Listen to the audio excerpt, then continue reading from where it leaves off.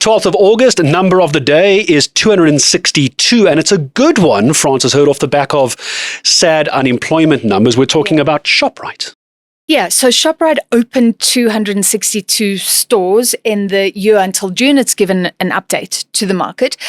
And this is great news because it means jobs in all these 262 stores. And Gareth, over the last day, actually, I've heard people using the word capitalist as an insult, where I think Shoprite is our biggest retailer. It's Africa's biggest. It is amazing. And it shows you if a company is run well, it can create jobs. I believe that big companies, we want small companies to create more jobs, but big companies in South Africa are the generators of jobs. So these 262 stores, 32 new Shoprite stores, 51 Usave stores, 53 Shoprite liquor stores, shows you the market for alcohol.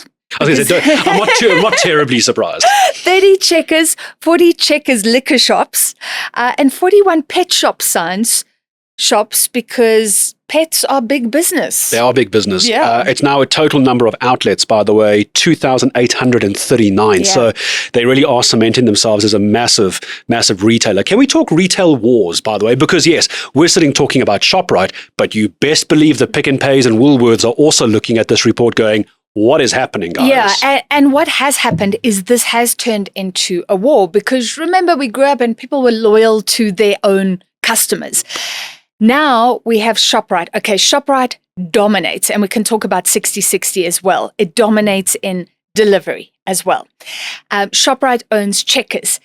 Checkers has been going after Woolworths' market share. Eating their lunch. Yeah, so Woolworths still has that top end of the market, and I think they're still very loyal shoppers.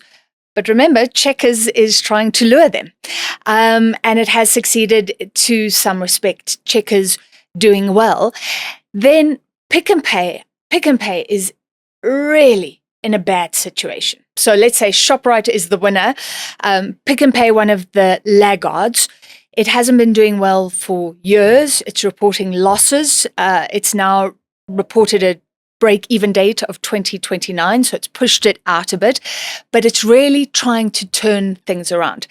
What is helping Pick n Pay is their subsidiary Boxer. They own more than 50% of Boxer.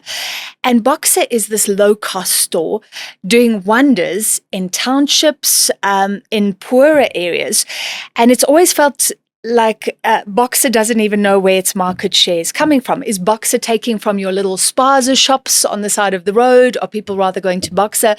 But Boxer represents a threat to Shoprite and Usave. So it is a churn. Spar has had a whole lot of issues. So really, it's tough out there. And I'm glad you mentioned Spar as part of the retail wars, because all of those names that we've mentioned, including the 262 stores by Shoprite in this particular case, all of them are trying to compete with the home deliveries, the app deliveries. But remember when people started using the term, I'm going to Google something. You never said, I'm going to AOL something. I'm never going to Yahoo something. But online shopping, what do? You 6060 it. It's become that synonymous with the branding. That is brilliant, because it shows how dominant 6060 is. So let me give you some numbers. Sales, 6060 sales grew by 35% for the year, and they now make up about 10%.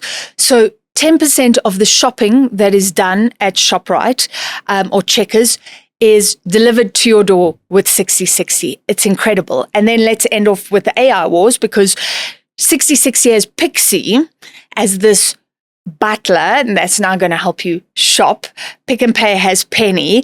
So the retail wars sort of extending into the retail AI wars. But there you have it. Today's number of the day, Shoprite in a year, opening 262 new stores, creating at least desperately needed jobs.